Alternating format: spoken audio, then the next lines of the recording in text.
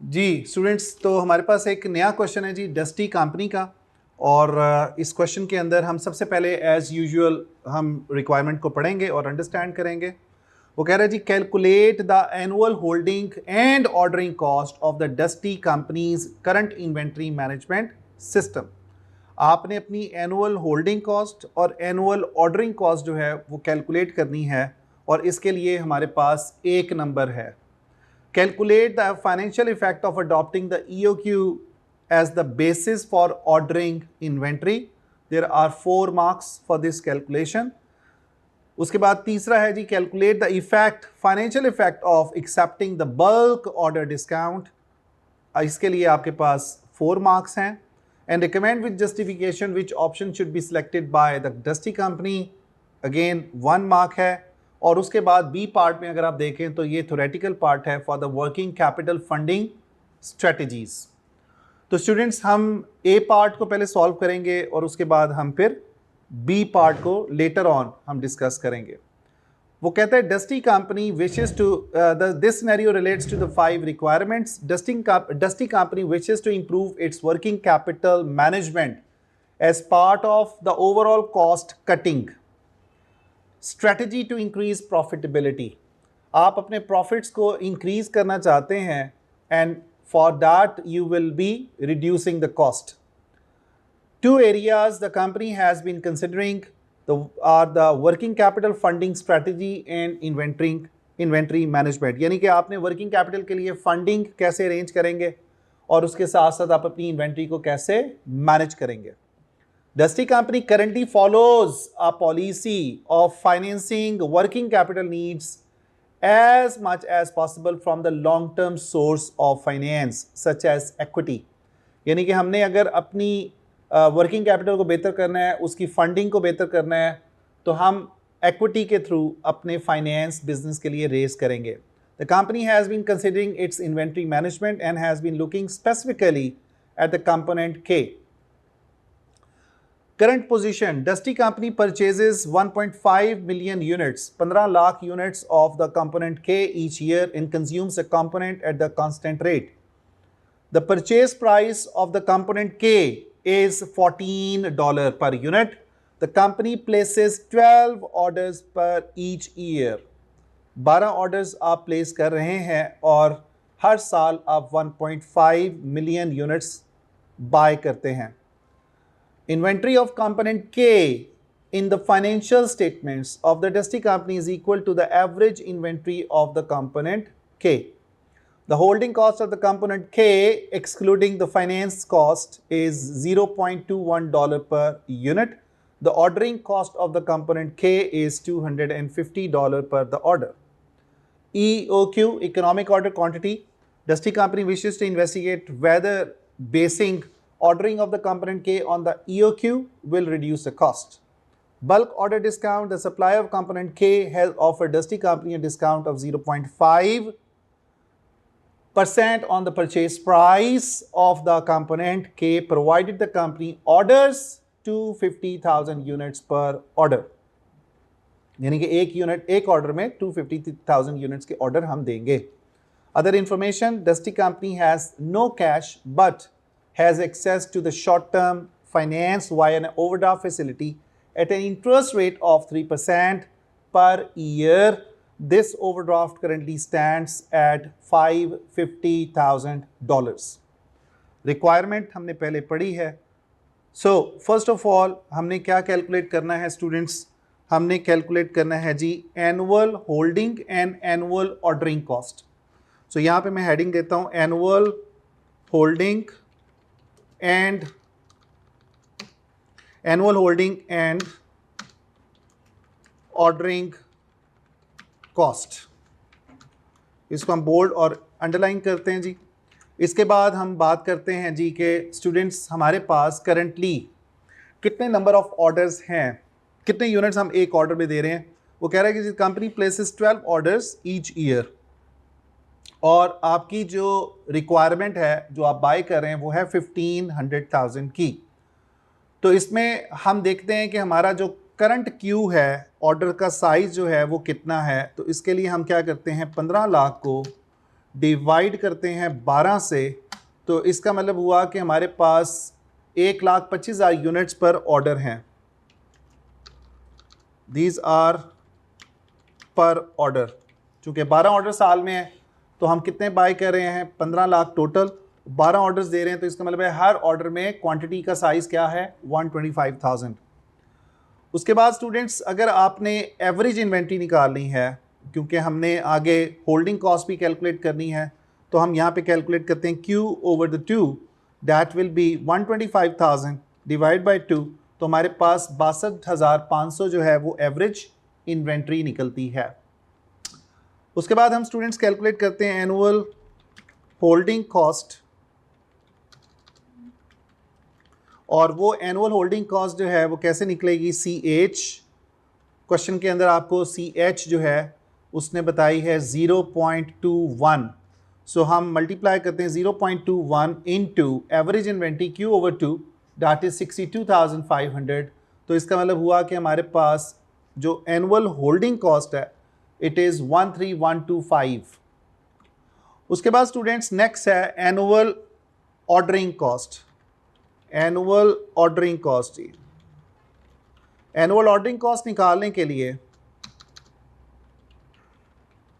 Students हम क्या करते हैं, हमारा फॉर्मूला क्या होता है आपको याद होगा, हमने पढ़ा था CO into D over Q, ये फॉर्मूला होता है आपका एनुअल ऑर्डरिंग कॉस्ट का। तो यहाँ पे हम निकालते हैं कॉस्ट पर ऑर्डर कितनी है, वो कहता है जी $252 की है, 252 मल्टीप्लाई बाय स्टूडेंट्स हम साल में कितने ऑर्डर्स दे रहे हैं, 12, तो इसका मतलब है कि अगर हमारे पास 12 ऑर्डर्स हैं पूरे साल में तो will multiply by 12, so it becomes 3024। इसके बाद अगर हम इन दोनों को ऐड कर दें 3024 एंड 13,125, सो आपके पास दोनों की कॉस्ट मिला के आती है 16,149 की। तो students this is how the annual holding cost and the annual ordering cost is calculated. So ये हमारा पहला पार्ट था, यानी कि this is the first part question number 1 का जो आपका पहला पार्ट है। उसके बाद स्टूडेंट्स हम बात करते हैं दूसरी जो रिक्वायरमेंट है, calculate the financial effect of adopting the EOQ approach as a basis for ordering the inventory. अगर हम EOQ के मॉडल के ऊपर जो है वो ऑर्डर करें तो हमारा क्या आता है आंसर। तो स्टूडेंट सबसे पहले तो अगर हम EOQ को देखें कि EOQ का फॉर्मूला क्या होता है, उसको हमने पहले बारहा पढ़ा हुआ है, it is 2 into CO into D divide by CH। तो EOQ के मॉडल के ऊपर अगर हम कैलकुलेशन करते हैं, that is 2 is of the formula multiply by 252, that is the ordering cost, multiply by students हमारे पास जो एनुअल रिक्वायरमेंट है, एनुअल जो हमारे पास डिमांड थी वो थी 15 लाख की, so we will multiplied by this divided by जो हमारे पास CH है वो कितनी थी, CH उसने बताया हुआ है 0.21 की, ठीक है। इसके बाद आपने इस सब की पावर जो लेनी है वो 1/5 लेनी है, 1/2 लेनी है, दैट इज इसको यहाँ पे आप पावर लिखेंगे 0.5, 1/2 मीन्स 0.5। तो स्टूडेंट्स इट मीन्स कि हमारे पास 60 यूनिट्स का एक ऑर्डर का EOQ का लेवल होगा, 60,000 यूनिट्स। नेक्स्ट हमारे पास स्टूडेंट्स यानी कि 60,000 is this, and now next one is हमने जो कैलकुलेट करनी है वो हमने करनी है average inventory. So average inventory वही फॉर्मूला जो ऊपर हम पढ़ के आए हैं Q ओवर 2। अब EOQ लेवल पे हमारा एवरेज इन्वेंट्री का लेवल क्या बनेगा, सो that will B 60,000 Q divided by 2, so it will B 30,000 units average inventory. After that students हम कैलकुलेट करते हैं number of orders. Number of orders अगर हम EOQ के ऊपर ऑर्डर दें तो हमारे ऑर्डर्स कितने बनेंगे, सो हम क्या करेंगे 15 लाख लेंगे और उसको डिवाइड करेंगे EOQ के ऊपर, D over Q is a formula for the number of orders. So कितने ऑर्डर्स निकलते हैं जी हमारे पास students, that will be 25 orders in a year. So ये भी हमने कैलकुलेशन की। अच्छा उसके बाद हमने एनुअल होल्डिंग कॉस्ट और एवरेज हमने निकाली है जी अपनी कॉस्ट। वो ये कह रहे हैं कि calculate the financial effect of adopting the EOQ approach as the basis of ordering the inventory. So next है हमारे पास students, will calculate our annual holding cost. यहाँ पे हम उसी फॉर्मूले को आगे लेके चलेंगे। सो एनुअल होल्डिंग कॉस्ट कैसे कैलकुलेट होगी, 0.21 इंटू एवरेज इन्वेंट्री आपने निकाली है 30,000, so it makes $6,300 per year, it will be in dollars. अच्छा, annual ordering cost, annual ordering cost ये कैसे निकलेगी, हमारे पास पर ऑर्डर जो कॉस्ट है वो कितनी है 252 इंटू आपने नंबर ऑफ ऑर्डर्स निकाले हैं 25, सो दैट इज ऑल्सो 6,300। तो इसका मतलब हुआ कि हमारी जो टोटल कॉस्ट है वो कितनी होगी, इन दोनों को अगर आप ऐड कर दें 6,300 प्लस 6,300, सो इट इज़ 12,600। ऊपर अगर हम देखें तो हमारे पास कॉस्ट कितनी थी 16,149। तो इसका मतलब है कि अगर आप ईओक्यू के ऊपर ऑर्डर देते हैं तो आपकी कॉस्ट कितनी रिड्यूस होगी, रिडक्शन कितनी होगी, इन दोनों का फ़र्क ले लें। सो that will be the difference of 16,149 and 12,600. So it is 3549. Reduction in the cost is this. यहां तक बात समझ आती है स्टूडेंट्स। सो उसके बाद स्टूडेंट्स वो कहता है कि जी आपकी रिडक्शन इन इन्वेंट्री है, रिडक्शन इन कॉस्ट है 3549 की। लेकिन एक चीज़ का ख्याल कीजिएगा कि अगर हमारे पास इन्वेंट्री की कॉस्ट कम हो रही है तो स्टूडेंट्स कहीं ना कहीं हमें ये भी देखना पड़ेगा कि हमारा जो स्टॉक कम हुआ है उसकी वजह से हमें ओवरड्राफ्ट की फैसिलिटी में जो रेट ऑफ इंटरेस्ट है वो कितना कम पड़ेगा। ऑब्वियसली जितना हम अपना ऑर्डर को, जितनी क्वांटिटी हमारी कम होगी उतनी ही हमें कम फाइनेंसिंग करवानी पड़ेगी बैंक से। तो एक तो रिडक्शन इन कॉस्ट हमने निकाली। अब हम बात करते हैं रिडक्शन इन इन्वेंट्री। कितनी इन्वेंट्री में रिडक्शन आएगी जी, अगर आप देखें स्टूडेंट्स तो यहाँ पे हमारे पास जो पहले नंबर ऑफ ऑर्डर्स थे वो हम कितने देख रहे थे जी कि हमारे पास क्यू कितना था 1 लाख जी स्टूडेंट्स। तो रिडक्शन इन इन्वेंट्री की कॉस्ट कितनी रिड्यूस होगी अगर आप अपना, यहाँ पे इसको हम ठीक कर लेते हैं, इट इज़ इन्वेंटरी, ठीक है। इसके लिए स्टूडेंट्स हम क्या करते हैं कि हम देखते हैं कि एवरेज बेसिस पे हमारी कितने की कॉस्ट कम होगी। तो हम चूंकि एवरेज, दोनों की केस में हम एवरेज की बात कर रहे हैं, पहले हमारे पास एवरेज इन्वेंट्री थी 62,500 की और अब जो है ईओ की लेवल पे एवरेज इन्वेंट्री है 30,000 की। इसको हम मल्टीप्लाई करते हैं बाय 14। 14 क्या चीज़ है, आपकी प्राइस है। ओके स्टूडेंट्स, तो यहाँ पे हम सिंपली इसको मल्टीप्लाई कर रहे हैं बाय द 14, तो हमारे पास आंसर आता है $455,000 का। यानी कि इन डॉलर्स जो हमारी परचेज कॉस्ट है वो कम होगी बाय $455,000 की। और इसके साथ साथ हमें जो बैंक से लोन या बैंक से ओवरड्राफ्ट फैसिलिटी लेनी पड़ रही है वो कितने से कम होगी, जितने का ऑब्वियसली हम स्टॉक बाय करते हैं उतने से आपकी कॉस्ट भी कम होगी। तो हम इसका 455,000 का मल्टीप्लाई करते हैं 3%, 0.03, तो इट मीन्स कि हमारे पास जो सेविंग होगी ओवरड्राफ्ट के हवाले से वो होगी $13,650 की।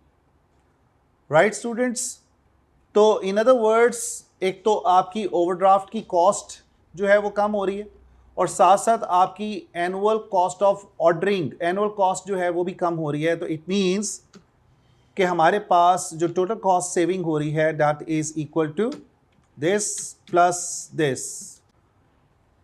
तो स्टूडेंट्स टोटल हमारे पास कितनी कॉस्ट रिड्यूस हो रही है, कॉस्ट, टोटल कॉस्ट रिडक्शन जो है अगर हम देखें एवरेज बेसिस पे तो हमने ये देखा कि इन दोनों को मिला के हमारे पास टोटल कॉस्ट सेविंग आ रही है $17,199 की। तो हमने एक तो ये है कि अपॉर्चुनिटी कॉस्ट या बेनिफिट जो है, हमें बेनिफिट जो मिल रहा है वो $13,650 का मिला, लेकिन ओवरऑल हमारी जो परचेज कॉस्ट है वो इतनी अमाउंट से कम हो रही है because we are assuming that the average inventory will remain the same throughout the year. Average को हमने कंपेयर करना है. तो स्टूडेंट ये हमारे पास जो सेकंड पार्ट था 4 नंबर का वो हमने देखा है, दैट इज द आंसर. उसके बाद वो कह रहा है calculate the financial effect of accepting the bulk order discount. अब यहाँ पे आपको एक डिस्काउंट भी मिल रहा है. वो कह रहा है सप्लायर के component has offered Dusty Company as a discount of 0.5% on the purchase price of the component K provided the company orders 250,000 units per order. यानी कि ऑर्डर का साइज कितना रखा है जी आपने, Q का लेवल क्या है 250,000 का. अगर आप 250,000 यूनिट्स का ऑर्डर देते हैं फिर आपको जो डिस्काउंट मिलेगा वो कितने परसेंट मिलेगा. उसने क्वेश्चन में आपको बताया है कि जी डिस्काउंट आपका होगा, what is the discount level, that is the 0.5%. so 0.5% आपको डिस्काउंट मिलेगा किसके ऊपर, परचेज प्राइस के ऊपर. तो प्राइस भी आप लिख लें, यहाँ पे प्राइस थी हमारे पास $14 की, वो हमने ऑलरेडी देख ली. तो इसका मतलब है जो डिस्काउंटेड प्राइस होगी वो कितनी होगी, डिस्काउंटेड प्राइस आपकी आएगी जी 14, ठीक है जी, माइनस 14 इंटू 0.5%. तो इसका मतलब हुआ कि आपकी जो डिस्काउंटेड प्राइस होगी that will B 13 this will be the reduce price जो आप यूज़ करेंगे.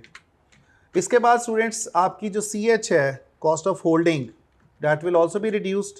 पहले आपकी जो CH है वो कितनी दी हुई है आपको, उसने कहा है कि जी CH इज़ 0.21. इट मीन्स कि आपकी ये भी कम हो जाएगी, 0.21 minus bracket 0.21 into the percentage that is 0.5%, minus किया तो हमारे पास 0.209 की CH रहेगी. उसके बाद स्टूडेंट्स हम क्या करेंगे, उसके बाद हम दोबारा से यही अपनी एनुअल होल्डिंग कॉस्ट और एनुअल ऑर्डरिंग कॉस्ट जो है इसको कैलकुलेट करेंगे एट द डिस्काउंटेड लेवल. तो स्टूडेंट्स सिंपली हमने क्या करना है, होल्डिंग कॉस्ट का फॉर्मूला अप्लाई करना है. होल्डिंग कॉस्ट का फॉर्मूला कैसे होगा, एवरेज इन्वेंट्री लेंगे. एवरेज इन्वेंट्री कैसे कैलकुलेट करेंगे, $250,000 250,000 यूनिट्स, Q जो हमें दिया हुआ था डिवाइड बाय 2 मल्टीप्लाई बाय जो आपकी रिवाइज होल्डिंग कॉस्ट है दैट इज 0.209. इसके अंदर हमारे पास जो वैल्यू निकलेगी वो 26,119 की निकलेगी. उसके बाद स्टूडेंट्स ऑर्डरिंग कॉस्ट का फॉर्मूला क्या होता है कि हम कैलकुलेट करते हैं, मल्टीप्लाई करते हैं 252 को इनटू एनुअल डिमांड है हमारे पास 15 लाख की, 15 लाख यूनिट्स की. इसको हम डिवाइड करते हैं 250,000 यूनिट्स की. अगर हमारा एक ऑर्डर का साइज़ है तो नंबर ऑफ ऑर्डर इस तरीके से निकलेंगे. So that will be 1512 and 26,119. So total मिला के 27,631 की हमारे पास annual cost of holding and annual cost of ordering बनेगी. उसके बाद स्टूडेंट्स अगर हम देखें तो इन्वेंट्री की जो आपकी कॉस्ट है वो कितने से आपकी कम हो रही है. तो इसके लिए अगर हम इन दोनों का फ़र्क लें 16,000 और इसका, तो हमारे पास आंसर जो आएगा EOQ लेवल पे हमने वैसे बाय द वे कैलकुलेशन की हुई है, 12,600 की हमारी कॉस्ट निकलती है दोनों की. सो अगर हम देखें तो 12,600, चूँकि 12,600 पे हमें कोई भी डिस्काउंट नहीं मिल रहा था. उसके बाद हम ये 27,631 जो है, तो अगर इसका देखा जाए तो दैट इज़ द डिफरेंस. तो स्टूडेंट्स जो हमारे पास कॉस्ट है ओवरऑल, अगर हम EOQ के साथ इसको कंपेयर करें तो हमारे पास EOQ के ऊपर हमारी जो कॉस्ट थी दैट वाज 12,600. लेकिन जो हमें ऑर्डर हम दे रहे हैं बल्क ऑर्डर, अगर हम 2,50,000 यूनिट्स का दें तो हमारी जो कॉस्ट है टोटल मिला के वो बन रही है 27,631. इसका मतलब है कि हमारी जो कॉस्ट है इंक्रीज़ कर रही है, इंक्रीज़ इन इन्वेंट्री कॉस्ट. उसके बाद हमने क्या काम करना है स्टूडेंट, ये अभी हमने ऊपर जो कैलकुलेशन किया ओवरऑल जो हमने सेविंग निकाली थी, यही काम हमने दोबारा से करना है कि हमने ये देखना है कि हमारी जो ओवरऑल इंक्रीज़ हुई है इन्वेंट्री की वैल्यू, उसकी वजह से हमें कितना फ़र्क पड़ा है ओवरड्राफ्ट के ऊपर और ओवरऑल हमारी कॉस्ट रिडक्शन क्या होगी। तो आप इसको जो है वो खुद से कैलकुलेट कर सकते हैं, वही रिपीट करेंगे हम। जैसे मैंने आपको बताया कि ओवरऑल कॉस्ट में इन्वेंट्री में इतना इंक्रीज़ आ रहा है, लेकिन इसके साथ साथ आपने देखना है कि ओवरड्राफ्ट की कॉस्ट भी कितनी इंक्रीज़ करेगी। तो आपने नेट इफेक्ट निकालना है इस क्वेश्चन के अंदर, ठीक है। तो इसको आपने ज़रूर ट्राई करना है कि इन द सेंस ऑफ के हमारे पास जो कॉस्ट है वो ओवरऑल कितने से बढ़ेगी। तो 15,031 तो एक कॉस्ट बढ़ रही है, इसके साथ आपके पास इंक्रीज इन ओवरड्राफ्ट जो है वो भी आपकी जो इंटरेस्ट की कॉस्ट है वो भी बढ़ेगी। सो इसको आप इस तरह करें कि वही तरीका हमने इस्तेमाल करना है। एवरेज इन्वेंट्री में जो चेंज आ रहा था, पहले आपकी एवरेज इन्वेंट्री कितनी थी, ईओक्यू लेवल पे आपने एवरेज इन्वेंट्री निकाली हुई है। कितनी एवरेज इन्वेंट्री थी जी ईओक्यू लेवल पे, डैट वाज 30,000।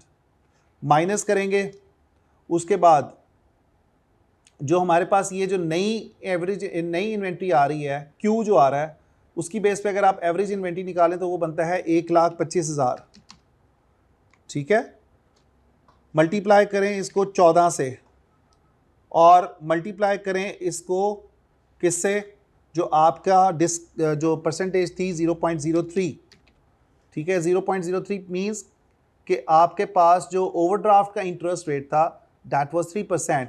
तो मैंने एक ही स्टेप पे निकाल दिया है कि एवरेज इन्वेंट्री दोनों का फ़र्क लेके मैंने मल्टीप्लाई किया उसको परचेज कॉस्ट से और साथ ही मैंने इंटरेस्ट की कॉस्ट को भी शामिल किया है। तो इसका मतलब है 39,900 जो है उसकी कॉस्ट इंक्रीज़ करेगी ओवरड्राफ्ट की भी। तो इन दोनों की कॉस्ट को अगर आप देखें 39,000 this and this, so overall आपकी जो कॉस्ट में इंक्रीज़ आ रहा है because of this quantity which you are placing an order for, so आपके पास इफेक्टिवली 54,931 का चेंज आ रहा है। आप ये भी कर सकते हैं कि अगर आपने ईओक्यू से अपने आप को कंपैरिजन नहीं करना तो आप अपनी जो ओरिजिनल क्वांटिटी लेवल था जो कि 125,000 यूनिट्स पर ईयर का था, आप उसकी बेस पे भी अपनी कैलकुलेशन परफॉर्म कर सकते हैं। That will be equally good. Okay students, तो एक क्वेश्चन हमारा ये भी कंप्लीट हो जाता है एक्सेप्ट फॉर द डिस्कशन। तो इसको मैं यहाँ पे कलर कर देता हूँ green. So this is also been discussed. उसके साथ साथ स्टूडेंट्स और जो हमारे सामने क्वेश्चंस हैं, अगर आप देखें तो प्लॉट कंपनी का क्वेश्चन है और कैट कंपनी का क्वेश्चन है। ये दो क्वेश्चन आपकी असाइनमेंट का हिस्सा होंगे, आप इसको रेड कर लें, plot company and the cat company. Okay, इसके आपको आंसर सजेस्टेड आंसर मिल भी जाएंगे, लेकिन बट आई वांट कि आप इसको पहले ट्राई करें। ये उसी के ऊपर बेस करते हुए हमारी सारी कैलकुलेशंस हैं। कैट कंपनी का ख़ास तौर पे जो सवाल है वो आपका इन्वेंट्री मैनेजमेंट से ही रिलेटेड है। आप ये पूरा देख सकते हैं कि ये सारा इन्वेंट्री मैनेजमेंट से डिस्कशन कर रहा है। एक दो क्वेश्चन है इसके अंदर जो थ्योरेटिकल हैं, आप उसको छोड़ दें और बाकी जो क्वेश्चंस हैं उसको आप न्यूमेरिकली कंप्लीट करें।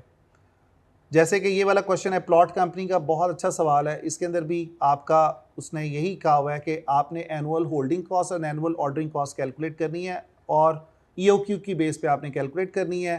फिर फाइनेंस कॉस्ट कितनी एक्सेप्ट, ये अगर आप डिस्काउंट को एक्सेप्ट करते हैं, अर्ली सेटलमेंट डिस्काउंट। ये जो दूसरा क्वेश्चन है ये आपका किससे रिलेटेड है, ये आपका रिलेट करेगा सेटलमेंट डिस्काउंट का, यानी कि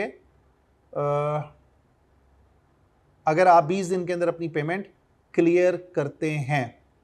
तो ये मिक्स है आपका by the way for the receivable management and the inventory management. तो आप इस क्वेश्चन को जो MCQs हैं वो आप उसको ट्राई ज़रूर कीजिएगा और अगर कोई प्रॉब्लम आती तो मेरे से डिस्कस कीजिएगा। Thank you.